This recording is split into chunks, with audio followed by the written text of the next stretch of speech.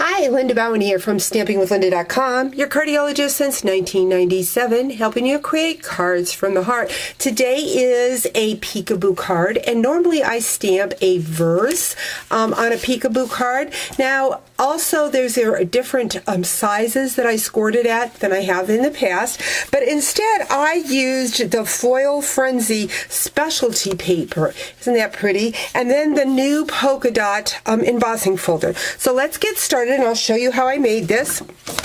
I first started with a piece of crumb cake. This measures 5.5 by 7.5. Of course, the link at the eye or down at the bottom will send you right to my blog with more information on this. But I am going to score it on one side at the inch and on the other side at the 2 1/4. So there I have my peekaboo card.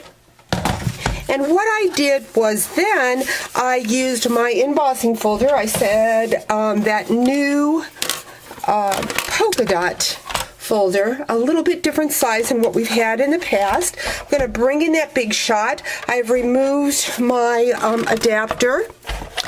And I'm just going to use one plate. First, I better put down my platform in my one plate. But I just want to emboss the bottom part of that flap.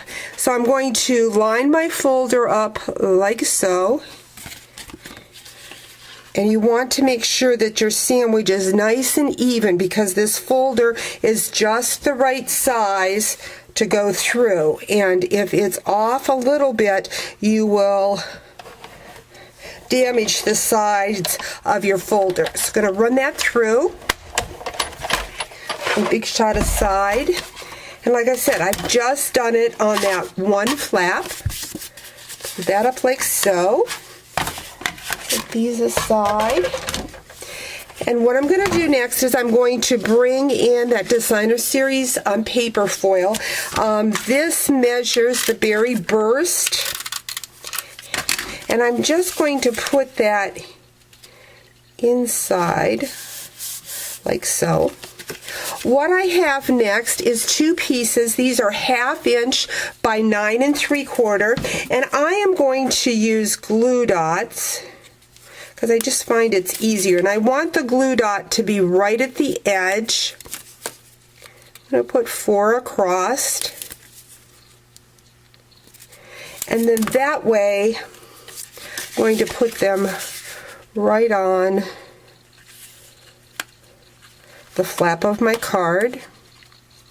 Get a nice border there. Well,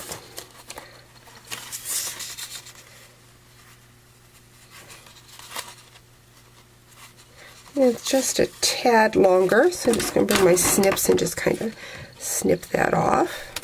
I'm going to do the same thing on the other side, bringing that glue dot right to the edge,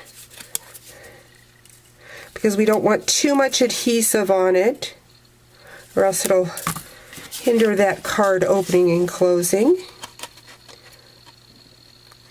That.